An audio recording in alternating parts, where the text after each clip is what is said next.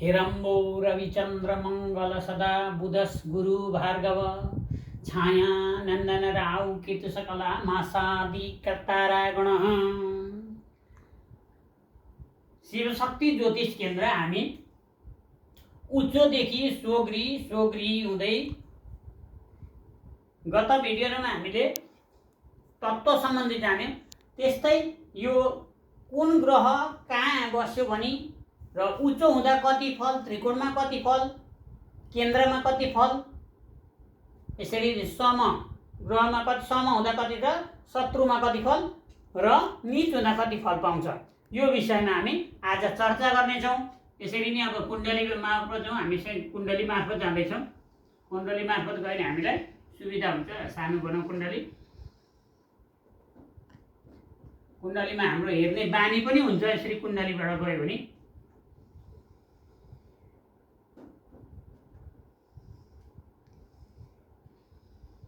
यो भयो हाम्रो कुण्डली। अब एक नम्बरमा हामी सूर्य जाउँ। सूर्य राजा ग्रहका राजा मानिन्छ हामीले। सूर्य मेष राशिमा, मेष अथवा अङ्कमा हामी एक मान्छौँ, एक अङ्क।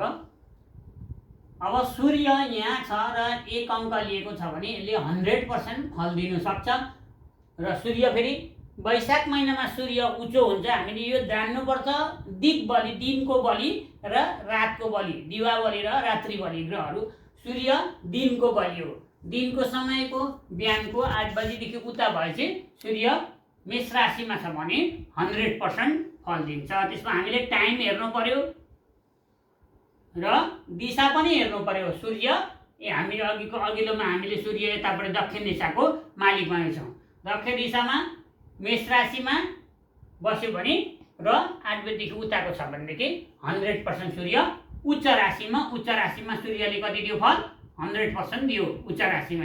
यस्तै सूर्य अब चन्द्रमामा जो यो उच्च राशि भयो। अब स्वग्री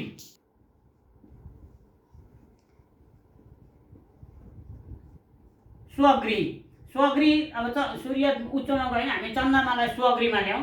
कर्कट राशिमा 4 अङ्कमा, कर्कट राशिमा चन्द्रमा शुक्ल पक्ष हुनु पर्यो। अघि हामीले पहिला पढेका छौँ शुक्ल पक्षको अष्टमीदेखि उता लागेको हुनु पर्यो चन्द्रमा र स्वग्री हुनु पर्यो। स्वग्री भइसकेपछि यसले कति % फल दिन्छ? 50% फल दिन्छ। किनभने घरमा बसेको ग्रहले आफ्नो घरको काम पनि गर्नु पर्यो नि त। घरको कामले गर्दाखेरि अरूलाई मात्रै फल दिन भ्याउँदैन। त्यही कारण स्वग्री चन्द्रमाले कति फल दिन्छ? 50% फल दिन्छ। उच्चले 100%, स्वग्रीले 50%।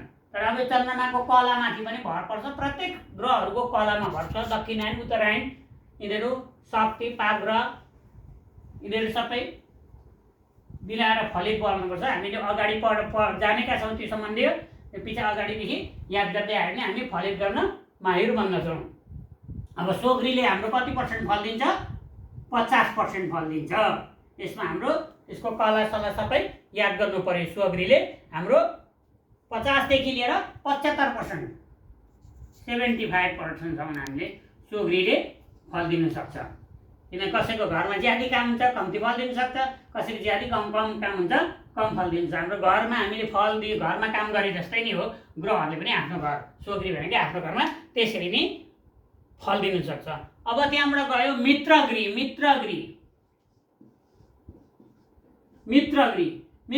भनेको जस्तै हामी लियौँ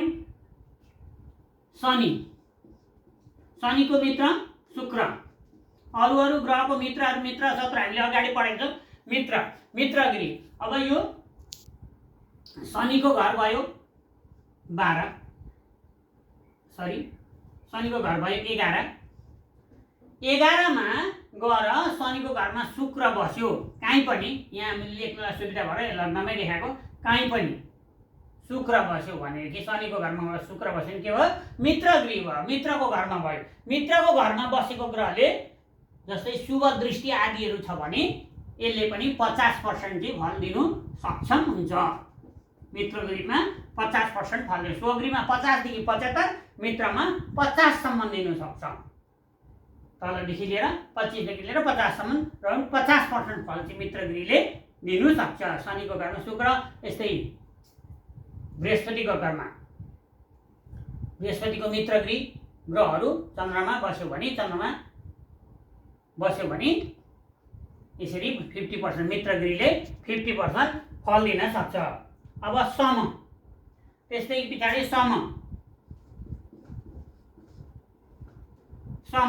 भनेको चाहिँ के हो त?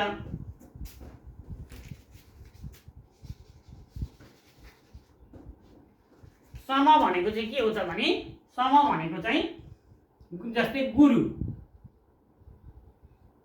गुरु यहाँ छन्।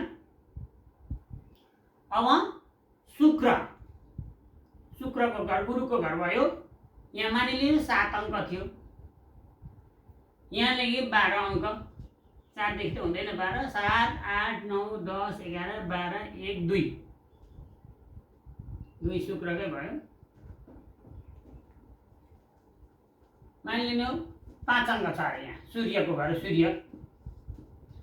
अब यहाँबाट गएर 5 अङ्कमा शनि बस्यो। अब कठोर शत्रुकै कुरा गरौँ, शनि यहाँ 11मा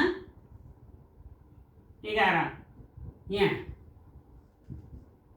यहाँनिर 5 6 7 8 9 10 11 यहाँ 11 विशेष 11 लाई मानिन्छ। यहाँनिर चाहिँ के बस्यो? सूर्य बस्यो। यहाँ शनि बस्यो, यहाँ सूर्य बस्यो भने चाहिँ यिनीहरू भने चाहिँ आपसमा तत्काललाई मित्र मानिए। यिनीहरू एकछिनलाई यो बसुन्जेललाई यिनीहरूको फलित आउने चाहिँ तत्काल भनेको चाहिँ भदौ महिनामा यहाँनिर फाल्गुन महिनामा यहाँनिर सूर्य आइपुग्छ। शनि त यहाँ 30 महिना बस्छ, त्यसले 2-3 फाल्गुन भेट्छ। त्यही कारणले यो फाल्गुन महिनाभरि चाहिँ सूर्य शनिसँग मित्र भयो। त्यही कारणले यो स्टाइलमा चाहिँ 2.50% यति चाहिँ फल दिन्छ। यो तत्काल मित्र भयो। समा आफ्नो अर्को घर साटासाट गरेर बस्यो भने मित्र हुन्छ। मित्र घर साटासाट गरेर चाहिँ पूर्णै फल हुन्छ, झन्डै 50% फल दिन्छ। तर शत्रु भए पनि 2.5% चाहिँ फलको आशा गर्न सकिन्छ। यो समाको भयो। अब हामी अन्तिममा आउँछौँ नीच ग्रह। अब नीचले चाहिँ फल दिन्छ कि दिँदैन त? अब नीचले चाहिँ कति % फल दिन्छ हामी यो पनि जान्नु पर्यो। फलितमा एकदम आवश्यक कुरा हो। नीच हुन्छ ग्रह, नीच हुने बित्तिकै हामीहरू खतरामा रहेछ भनेर बताउनु भएन। नीच जस्तै मानिलिनु मङ्गल यहाँ 10 अङ्क, यहाँ 1 भएपछि यहाँ 10 अङ्क हुन्छ। मङ्गल नीच हुन्छ। अब मकर कुम्भ मीन मेष वृष मिथुन कर्कट यहाँ 4 हुन्छ। यहाँ चाहिँ मङ्गल छ। अब यो मङ्गल 4 अङ्कमा यहाँ नीच भयो, आफ्नो उच्च ग्रहलाई देख्दैछ।